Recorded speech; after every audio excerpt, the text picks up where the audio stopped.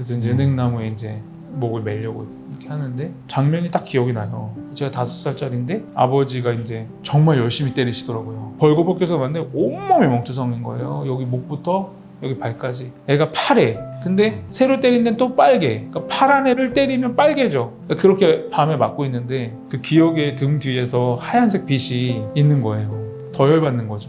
구경했네. 근데 그때 당시에 그 외부에서 온 생각이 뭐냐면 유비야 미안하다. 조금만 견뎌다오. 내가 너를 상처 입은 한 사람에게 보내고자 한다. 내가 너를 그 가정에 보낸 것은 상처 입은 한 사람을 그 아픔을 공감하기 위함이다.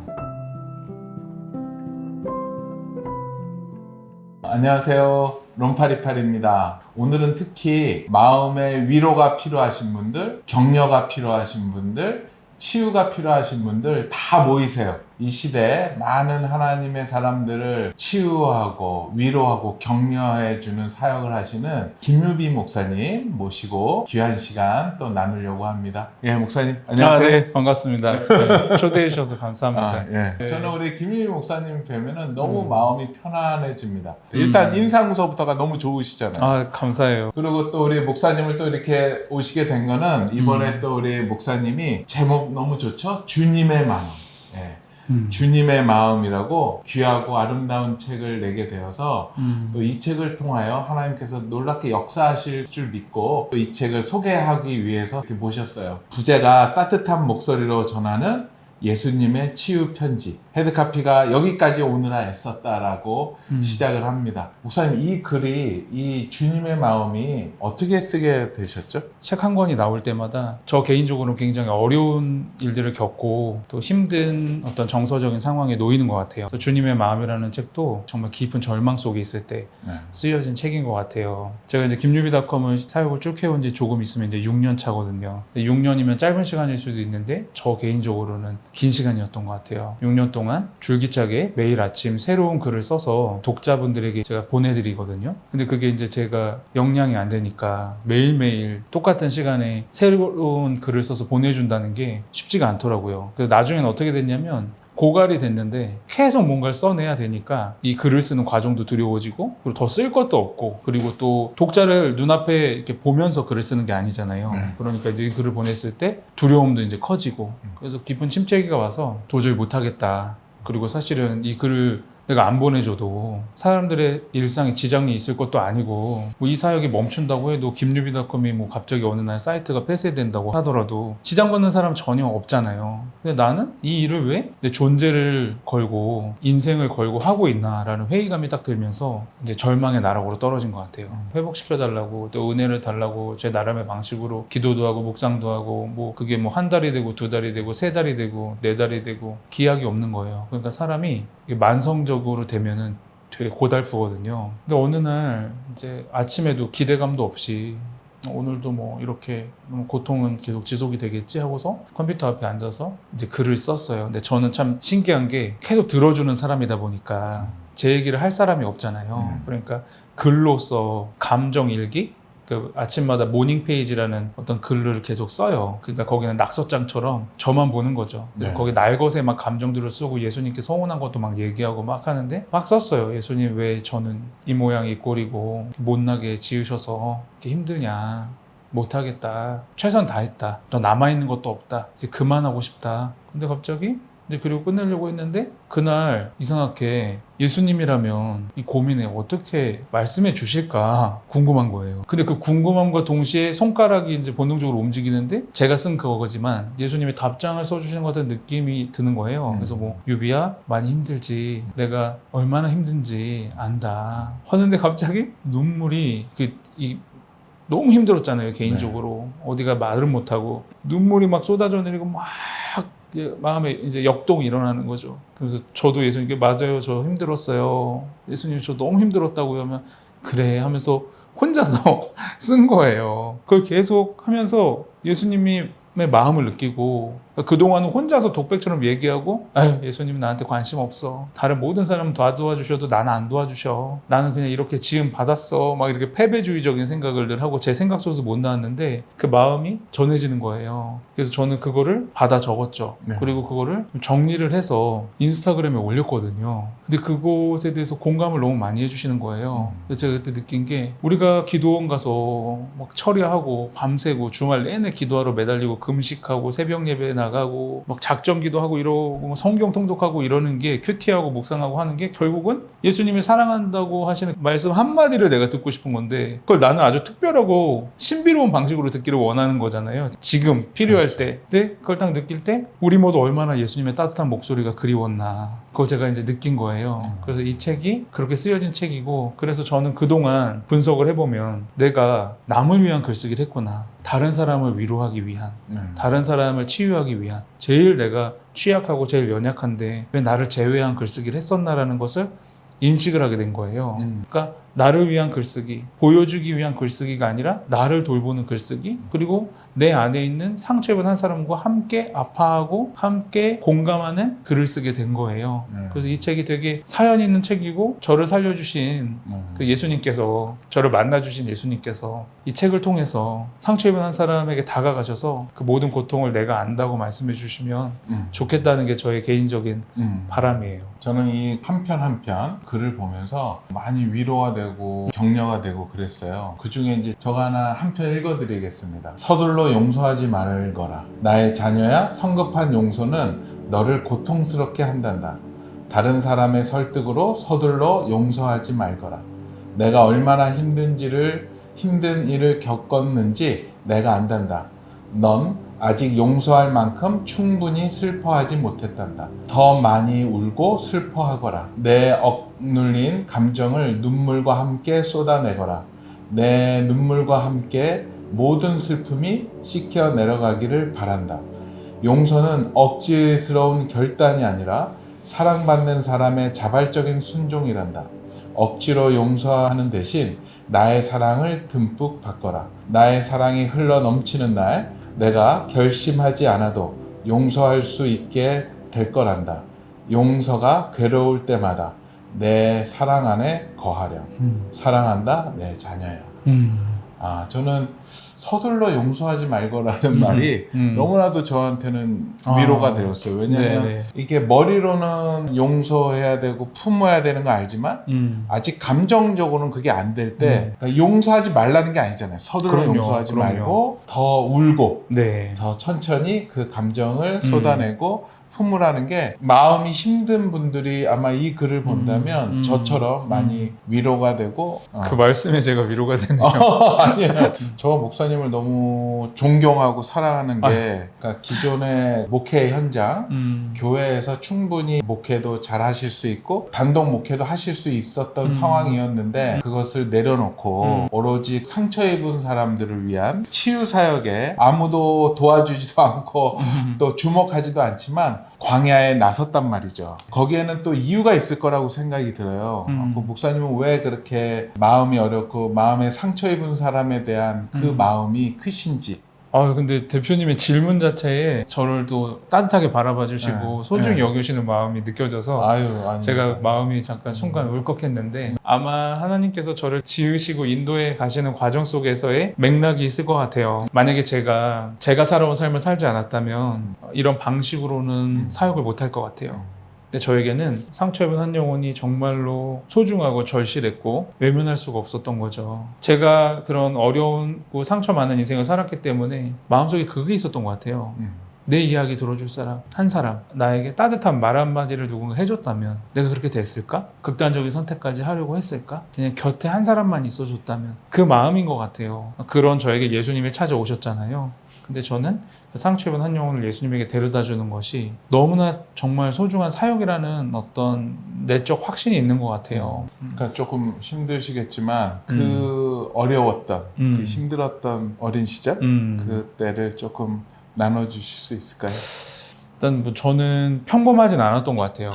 기본적으로 평범하지 않았다는 거 언제 알게 됐냐면 제가 사춘기에 접어들었을 때 알게 됐고 그 전까지는 모두가 다 그렇게 산 줄 알았는데 아버지는 항상 술에 많이 취해 계셨고 또 어머니 같은 경우는 그 삶이 되게 힘드셨을 거 아니에요. 그러니까 힘들어하고 슬퍼하는 어머니를 봤고 좀 심하셨어요. 그러니까 뭐 우리가 이제 영화에서 보고 드라마에서 보는 그런 장면들이 폭력. 그렇죠. 가정 폭력과 뭐 저에 대한 학대도 굉장히 심했던 거죠. 그게 이제 그냥 우리가 아빠한테 심하게 혼났다 그 정도가 아니라 거의 이제 우리가 보는 아동학대 언론에 노출되는 그런 아동학대의 수준으로 저도 고통을 당했던 것 같아요. 근데 저는 이제 여동생의 존재가 너무 감사한 게 그 학대받은 당사자는 기억을 망각하게 돼 있어요. 어느 수준까지는 고통은 기억이 나는데 그 고통이 너무 심하면 이게 망각이 일어나거든요. 그러니까 뇌가 그분을 소멸시키거나 지우는 작용도 하거든요.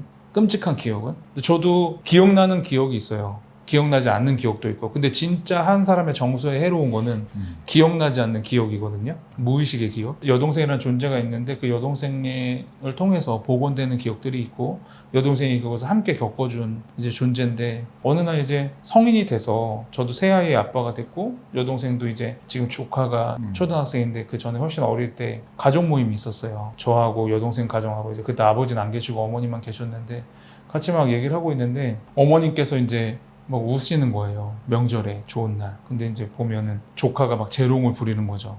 막 너무 귀엽게. 근데 맥락이 안 맞는 눈물이라서 제가 어머니 왜 우세요? 그 슬픈 날도 아니고 너무 좋은데 근데 어머니가 갑자기 이제 너희들은 이렇게 못 키웠어. 엄마가 너무 힘들게 살아서 너희들은 못 돌봤어. 그러는 거예요. 그래서 제가 어머니 옆에 앉아가지고 농담을 막 하면서 이 정도면 괜찮지 않아요? 뭐 이러면서 잘 키우셨고 애썼다고 우리 가정에 신앙을 심어주고 복음의 씨를 뿌리지 않았냐. 근데 이제 그때 여동생이 옆에서 또 울어요. 여동생이 옆에 가서 등을 토닥여주면서 울지 말아라.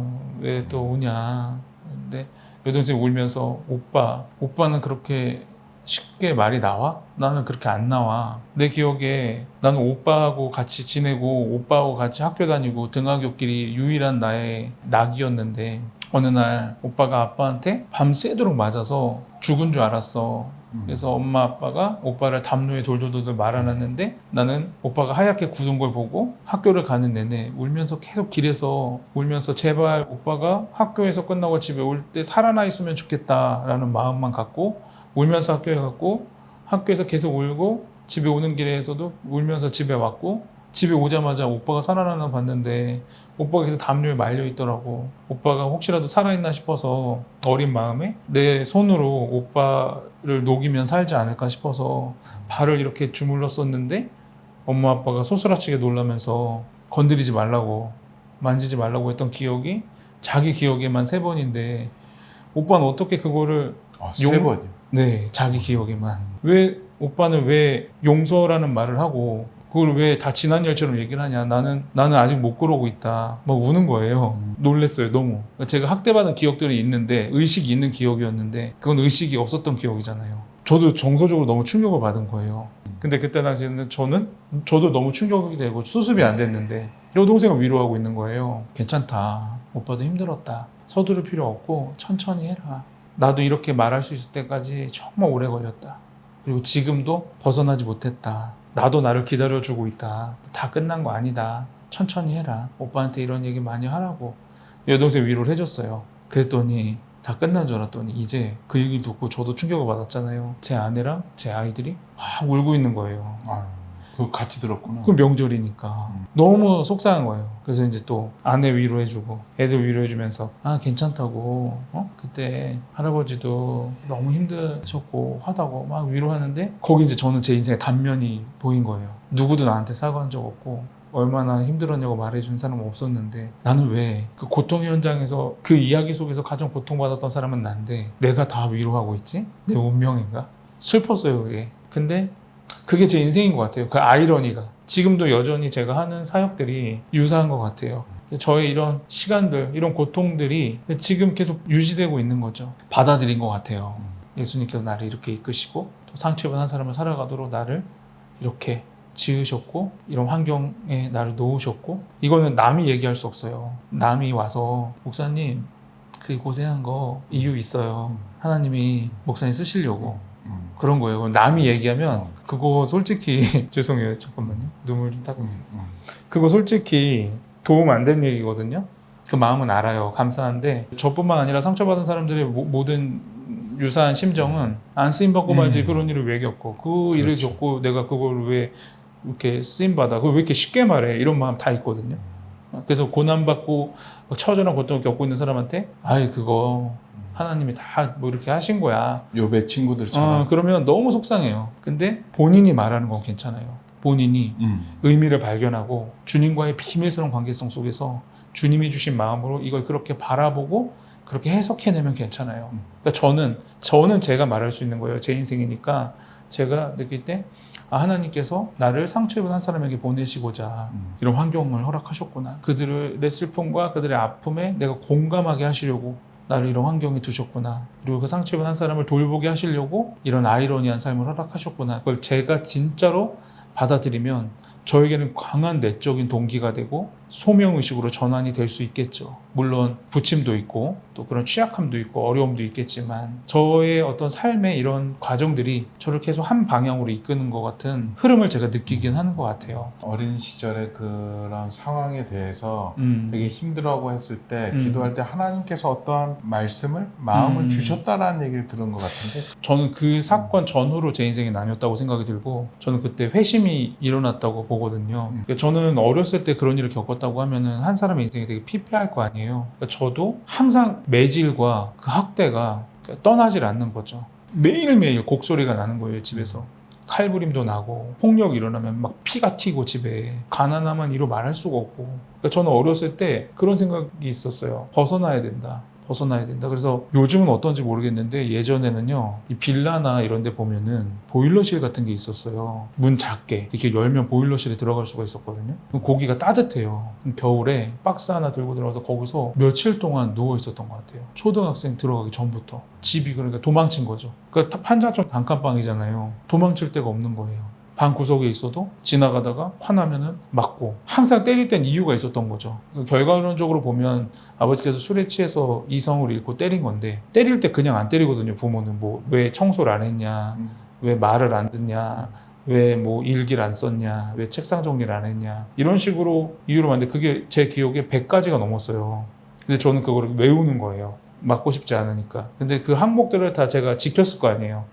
근데 새로운 항목들이 있고 저는 맞고 그러니까 완벽주의적인 성향에 불안장애에 뭐 학대 징후에 대인공포증에 막 이러니까 견뎠어요. 어쩔 수 없잖아요. 그 아이가. 그러니까 뭐 보일러실 같은 데 숨어 있고 아파트 옥상 같은 데 숨어 있고 그러니까 지금 저는 기도하다가 기도가 막히잖아요. 그럼 제가 깨어나 보잖아요. 어떻게 했는지 모르겠는데 책상 밑에 들어가 있어요. 제가. 그러니까 그게 편한 거예요. 아늑한 거죠. 그러니까 그런 식으로 우울감을 갖고 사니까 사춘기 딱 접어드니까 그때 이제 안 되겠다. 나는 이 집을 탈출하기 위해서는 공부를 해야 되겠다. 근데 너무 늦게 결심을 한 거예요. 중3 8월 달에. 11월 달에 고입선 모의고사가 있는데 벗어나야 되겠고 어떻게 벗어날까 하면은 도시에 있는 기숙사가 있는 학교로 가야 된다. 근데 또 하필이면 그때 제가 딱 마음 먹었던 데가 굉장한 주목을 받는 기독교 명문학교였던 거예요. 못 들어가죠. 이게 다 들어갈 수가 없어요. 근데 저는 학구열보다는 벗어나야 되겠다는 일념 아래 그때 비닐하우스에서 살고 있었어요. 시골에서. 흙바닥에 그 나무 2개 대가지고 판자 하나 깔고 거기 이불 깔고 그러니까 이제 아침에 일어나서 딱 깨면은 그냥 신발 신고 이불에서 벗어나면 신발. 근데 비닐하우스. 2년 동안 살았거든요. 비닐하우스에서. 그때 탈출하려고 그 지긋지긋한 가난과 고통을 탈출하려고 중3짜리 이제 남자아이가 죽도록 이제 공부를 한 거예요. 8월 중순부터 11월 달까지인가 한 2달 반? 2달 정도밖에 안 됐을 거예요. 근데 몸이 불타오르더라고요. 벗어나야 된다는 생각 때문에. 그래서 간신히 고등학교에 들어갔어요. 다행히 제 밑에 200명 정도 있더라고요. 648명 정원 중에 제가 427등을 했대요. 너무 충격적이어서 기억이 나요, 지금도. 그래도 초인적인 공부를 하신 거네요. 초인적인 이해가 된 게 아니고 그 기출문제집 외우고. 23개년간이었어요, 그때. 이렇게 된 거. 그거를 그냥 외웠어요. 문제 외우고 풀이과정 외우고. 근데 그거는 그때 하나님이 살려주시려고 무슨 도와주셨겠죠? 진짜 아무것도 몰랐거든요. 근데 탈출해서 갔는데 거기서 만난 세계가 새로웠어요. 저는 다 저처럼 사는 줄 알았거든요. 근데 고등학교 사춘기는 다른 사람의 시선에 되게 민감한 나이고 비교하게 되고 그리고 열등감을 갖기 쉬운 나이잖아요. 아무리 잘난 아이도. 근데 저는 더 취약하니까 기숙사에 갔더니 기숙사에는 또 전국의 수재들이 모여 있는 거예요. 근데 저는 그런 사람이 아니잖아요. 그 열등감도 심했고, 그리고 주말이 되면은 친구들은 거의 다 집에 가요. 근데 저는 집에 안 가니까 혼자 기숙사에 남아 있으면 그렇게 우울한 거죠. 주말에 친구들이 오면은 집에 갔다 온 척을 하면서 씻고. 근데 저는 그때 되게 우울함이 심해지니까 그렇게 1년을 하고 집에도 안 가고 하니까 나중에는 가만히 있는데 눈물이 나더라고요. 교실에 있는데 선생님은 뭐라고 하는데 저는 여기가 차가워서 보면 이게 눈물이 이렇게 나는 거예요. 야간 자율학습 시간에는 저녁 먹고 몰래 학교 운동장 구석에 가가지고 그 장소가 아직도 기억이 나요. 제가 가봤어요. 그대로 있더라고요. 운동장 귀퉁이에 앉아가지고 1년 내내 우는 거죠. 그러다가 그런 생각하면 안 되는데 복수해야 되겠다. 정말 그런 생각하면 안 되는데 내가 이렇게 된 건 다 부모님 때문이다. 그래서 부모님 앞에서 내가 죽는 모습을 보여주고 평생 씻을 수 없는 상처를 안겨주고 내가 죽어야겠다. 그래서 생각을 되게 많이 하고 결심을 했어요. 그리고 이제 1년 만에 집에 간 거죠. 부모님은 좋아하세요. 아버지도 표현 못하는 사람이지만 아버지가 표현 못하는 방식으로 좋아하세요. 저는 죽으러 왔으니까 무표정하고 싸늘했겠죠. 근데 부모님이 없는 형편에 저녁을 그러니까 맛있게 차려주셨는데 무리해서 우리 집 수준에 무리해서 먹는데 아버지가 그때 이제 민망하니까 한국 아버지 아시잖아요. 조곤조곤 말하고 뭐 막 하는 게 아니라 사이도 어색하니까 그냥 많이 먹어라 이렇게 한 거예요. 저는 많이 먹으면 되는데 이제 쌓인 게 있으니까 많이 먹어? 이러면서 속으로 밥 한 끼로 이게 해결이 돼? 막 이러면서 분노가 나서 이성을 잃고 난폭해진 거예요. 상을 얻고 살림을 부시고 막 미친 애처럼 막 유리창도 다 부시고 의자도 막 던지고 그렇게 여기서 했을 때 아버지 반응은? 놀랬죠. 그리고 저도 등치가 컸기 컸잖아요. 때문에 아버지보다 더 이상 크니까. 폭력을 아버지는 제가 중학교 이후부터는 저를 이제 직접 때리지 못했어요. 저는 그렇죠. 반항심이 심했고 저도 좀 애가 잘못돼 있었어요. 그렇게 하고 이제 그 자리에서 바로 극단적인 선택을 하려고 했는데 차마 그렇게 못하겠고 동네 은행나무가 있어요. 동네 되게 큰 은행나무. 어릴 때 은행나무 밑에 앉아가지고 제가 얘기를 많이 했거든요. 근데 그 고등학교 때 운동장 귀퉁이에서 은행나무가 생각이 너무 그리웠고 그러니까 애착을 할 사람이 없으니까 은행나무가 생각이 나는 거예요. 그래서 은행나무한테 막 얘기했던 거 기억나서 은행나무에 목을 메고 죽어야겠다 하고서 이제 끈도 막 연습도 많이 해봤고 목에도 걸어보고 당겨도 보고 해봤거든요. 기숙사에서. 그래서 이제 은행나무에 이제 목을 매려고 이렇게 하는데 그러니까 저는 아는 신이 없는 거예요. 뭐 제가 뭐 부처님을 알겠어요. 알라신을 알겠어요. 근데 이제 들은 신은 하나님밖에 없으니까 기독교계에서도 매일 제풀 드려요. 근데 저는 자고 껌 씹고 뭐 말씀 웃기시네 뭐 정말 교만하고 기고만장하게 유명한 목사님들 불러서 설교하면은 그 반항심이 막 속으로 비꼬고 그러니까 그런 게 아예 없는 거죠. 뭐 신앙심은 없고 반항심만 있는데 그러니까 욕이 나오더라고요. 고등학교 당시에 그 거침없는 쌍시옷 들어가는 욕들이 그냥 줄기차게 나오더라고요. 목사님이 입었어요? 네. 전혀 상상이 안 되는. 저 정말 진짜 잘못됐었어요.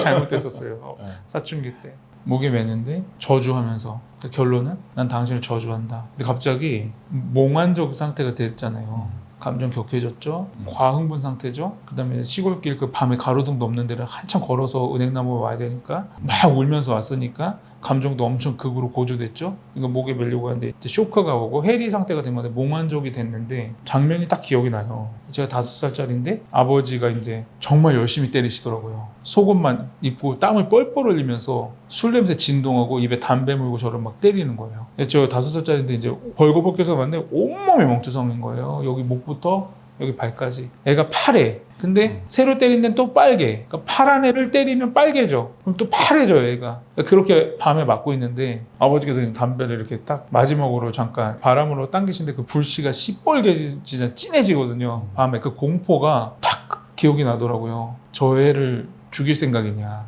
왜 방치했냐? 왜 구해주지 않았냐? 저 애는 이렇게 죽는다. 하는데 이제 그 기억의 등 뒤에서 하얀색 빛이 있는 거예요. 더 열받는 거죠.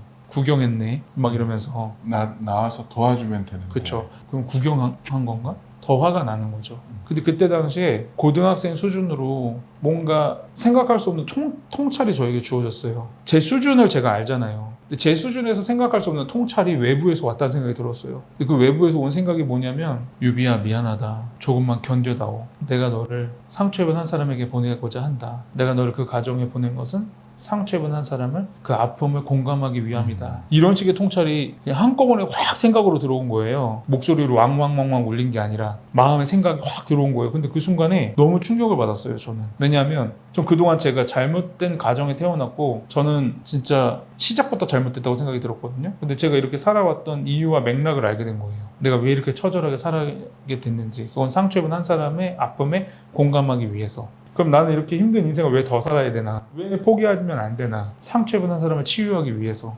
이게 그 하나의 통찰로 제가 지금까지 살아왔던 이유와 살아가야 될 이유가 한꺼번에 주어진 거예요. 제 인생은 그날 그 사건 이전과 이후로 나뉘는 것 같아요. 그 이후에 중얼중얼 거리면서 혼잣말을 하는 건데 그게 기도였던 것 같고 처음으로 새소리가 들리더라고요. 새소리가.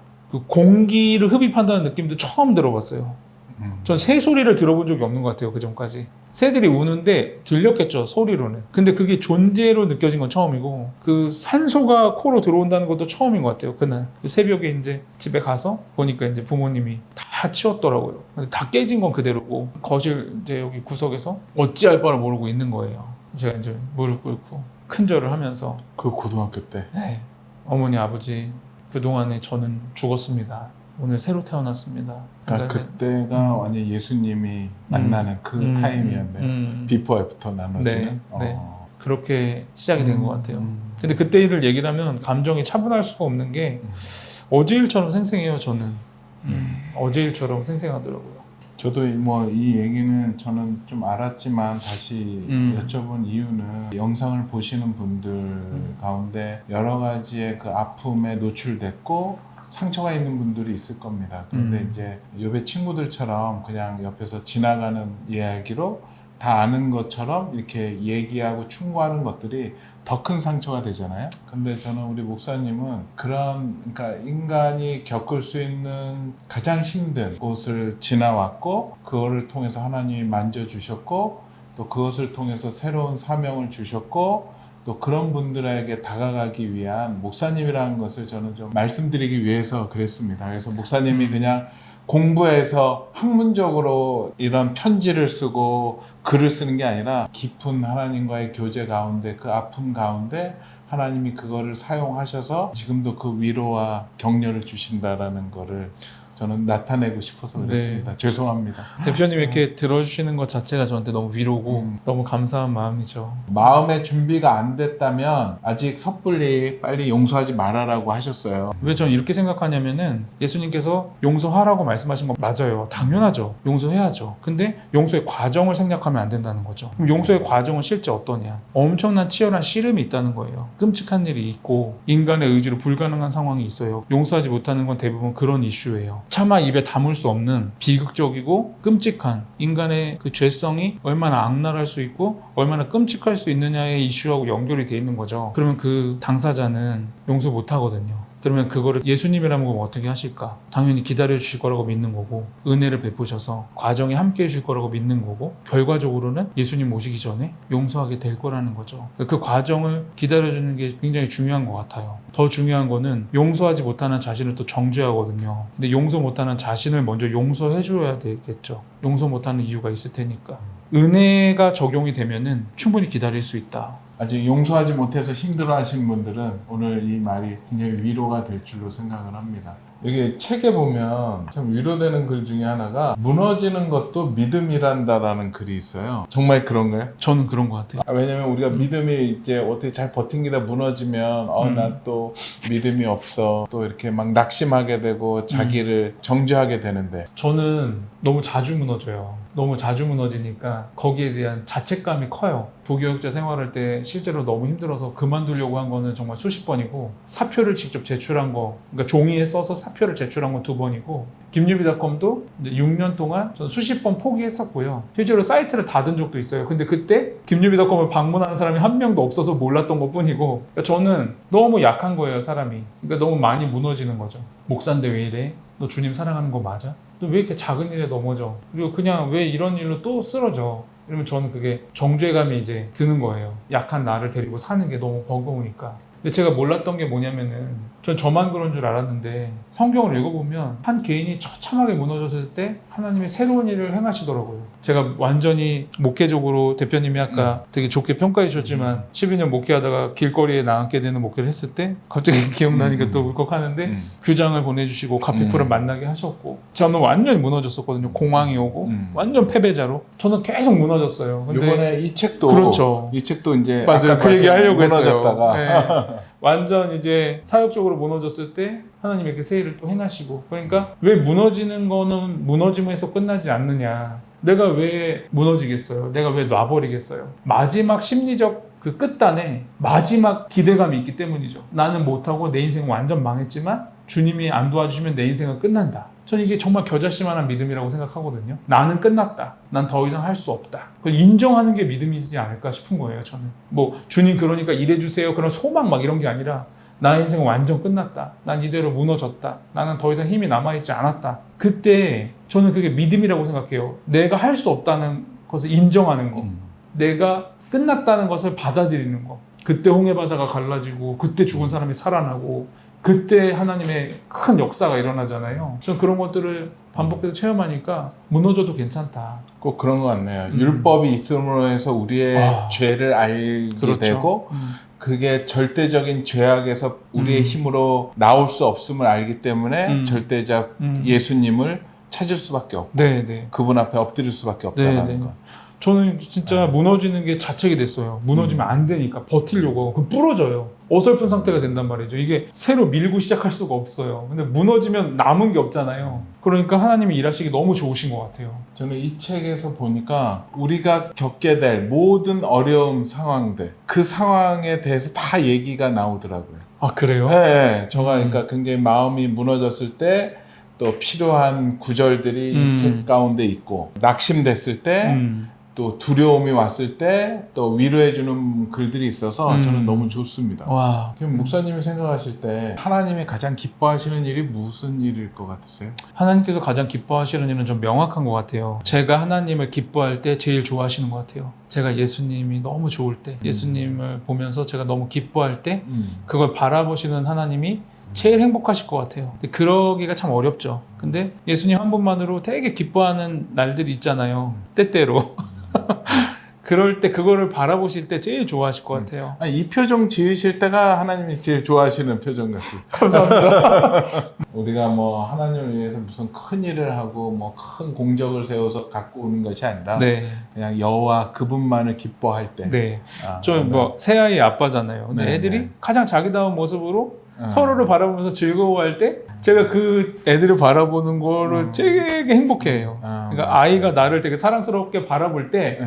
제가 아이가 너무 사랑스럽게 보여요. 예수님이 하나님이 제일 사랑하시는 분이 예수님이신데 네, 네. 제가 그 예수님을 바라보면서 제가 너무 행복해하게 바라본다. 네, 그럼 하나님이 나를 보면서 네.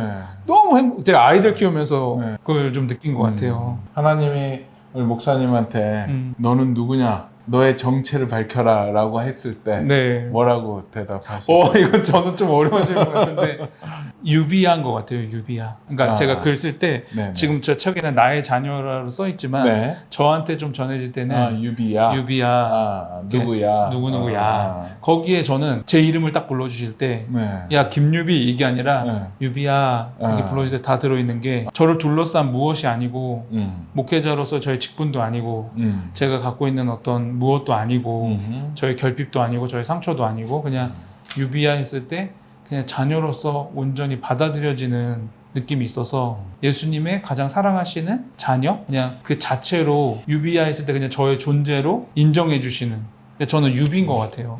다른 누구도 아니고 근데 이걸 인정하고 받아들이기까지 되게 오래 걸렸던 것 같아요. 그냥 저는 저로서 하나님께서 고유하게 바라봐 주시는 것 같아요. 다른 사람이 되기 위해서 애썼던 것 같아요. 다른 사람처럼 목회하려고 다른 사람처럼 되려고 이렇게 많이 했던 것 같아요. 그 지금 얘기를 들으면서 하나님이 주신 데스티니, 소명이 있고 이 땅에 보내신 이유가 있는데 그 모습 그대로 하나님한테 다가가는 거 아닌가? 그렇죠. 라고 받아들였는데 맞을까요? 맞아요. 네. 저는 저고. 그러니까 뭐를 특별히 하나님이시고. 뭐 만들려고 하는 것이 아니라 그렇죠. 있는 그대로. 이 주님의 마음이라는 이 책을 내면서 목사님을 향한 하나님의 주님의 마음은 무엇이라고 생각하세요? 저는 이 책 표지 봤을 때 네, 디자인도 너무 예뻐서 감동받았지만 여기 여기에 써 있잖아요. 네, 여기까지 네. 오느라 썼다. 예. 이게 울컥했던 것 같아요. 음, 이 말을 항상 듣고 싶어요. 저는 여기까지 오느라 했었다. 했었다. 수고했다. 수고했다. 네. 아. 그 마음이 네. 저에게 제일 필요한 것 같아요. 나중에 이 책을 보는 분들도 아마 그런 위로와 감동이 임하실 줄 생각하고 지금 막 기도하는데 하나님의 음성이 들리지 않고 그런 분들 걱정하지 마십시오. 예, 이 책 한번 보시면 행간에 하나님의 마음이 계속 흘러나올 것이고 또 아마 위로로 다가갈 거라고 저는 확신합니다.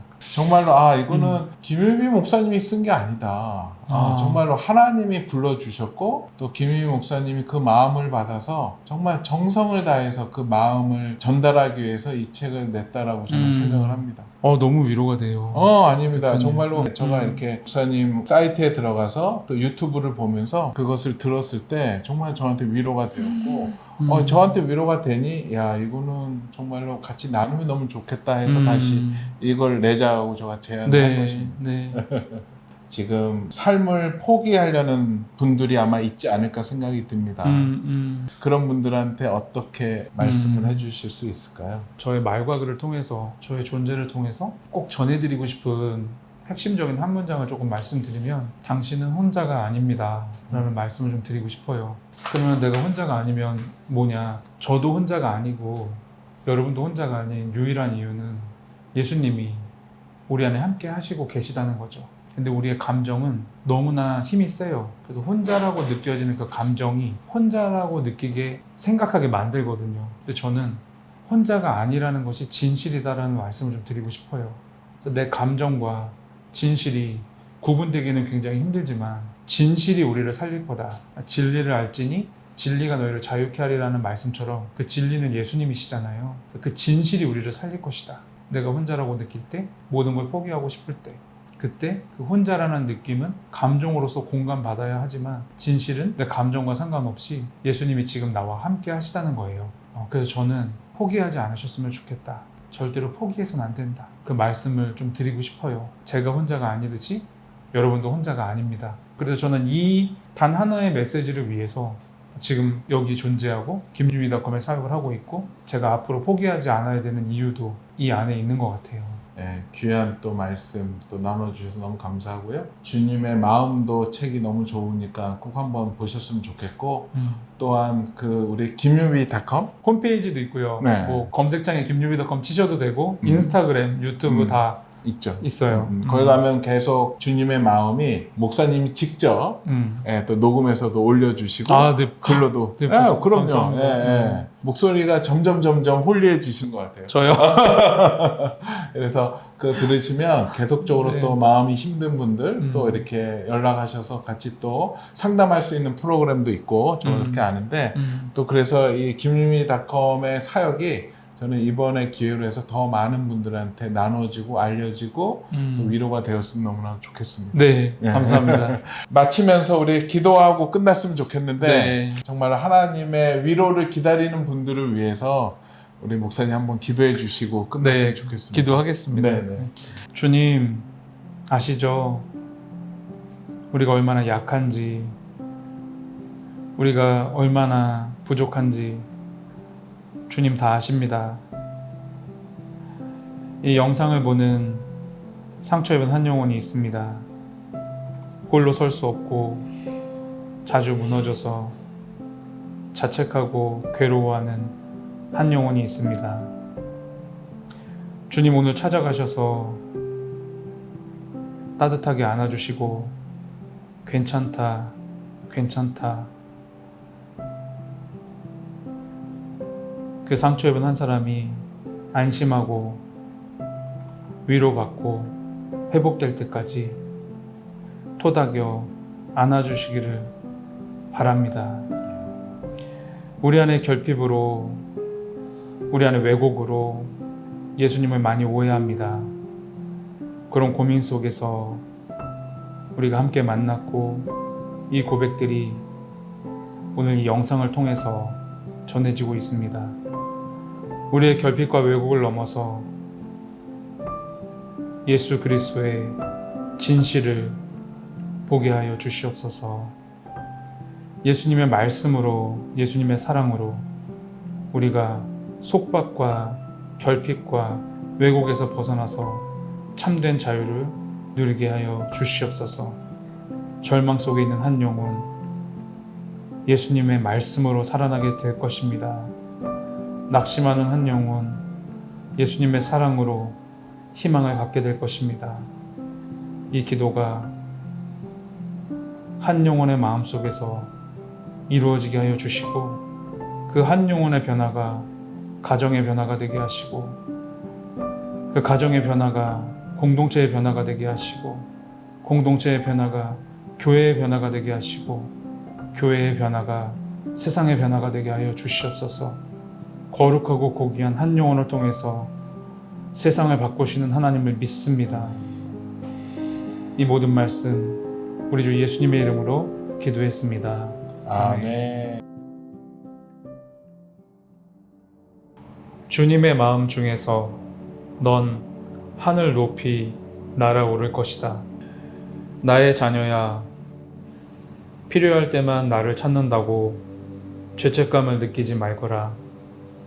넌 사랑스러운 내 자녀이고, 자녀는 필요할 때 부모를 찾는단다. 날 찾는 것이 부끄럽다고 내 고통을 혼자 감당하지 말거라. 내게로 곧장 오지 않고 이리저리 방황하는 널 보면 내 마음이 아프단다. 주저하지 말고 내게로 달려오거라. 환한 미소로 널 맞이할 것이다. 많은 걱정으로 괴롭거든 일상에서 물러나서 기도하거라. 소리내어 기도할 수 없거든 속삭이듯 내게 말하거라. 기도해도 소용없을 거라는 너의 절망에 공감한단다. 내가 원하는 때, 원하는 만큼 필요가 채워지기를 바라는 마음을 안다. 내 기도가 응답이 될지 말지를 내 상식으로 가늠하지 말거라. 내 응답은 기적이 아니라 엄연한 사실이고 현실이란다. 눈에 보이는 결과가 없다고 낙심하여 포기하지 말거라. 넌 발을 헛디뎌 둥지에서 떨어진 아기 새란다. 난 널 조심스럽게 안아들어 따뜻한 내 가슴에 품을 것이다. 조급한 마음을 내려놓고 내게 머물며 마음 편히 쉬거라. 내 꺾인 날개가 펴지면 넌 다시 일어나 거센 바람을 타고 하늘 높이 날아오를 것이다. 사랑한다, 나의 자녀야. 주님의 마음 중에서 여기까지 오느라 애썼다. 나의 자녀야, 힘들고 답답한 상황 속에서도 날 의지하는 내가 사랑스럽구나. 무엇을 이루었나 성취를 기준으로 널 평가하지 말거라. 내가 나와 함께한 것으로 난 충분하단다. 많은 걸 이루기 전에 왜 그 일을 이루고자 하는지 생각하렴. 내가 이루지 못한 것들은 내 능력이 부족해서가 아니란다. 내 열정이 닿지 않았다면 내게 중요하지 않은 것일지 모른단다. 내 사명과 맞닿은 일을 하거라. 아무리 고통스러운 순간에도 절대 포기할 수 없는 너 자신만의 의미를 추구하거라. 엄격한 기준으로 널 판단하지 말거라. 내 진심을 내가 안다. 여기까지 오느라 애썼다. 두려워 말거라. 내가 너와 함께 할 것이다. 사랑한다, 내 자녀야.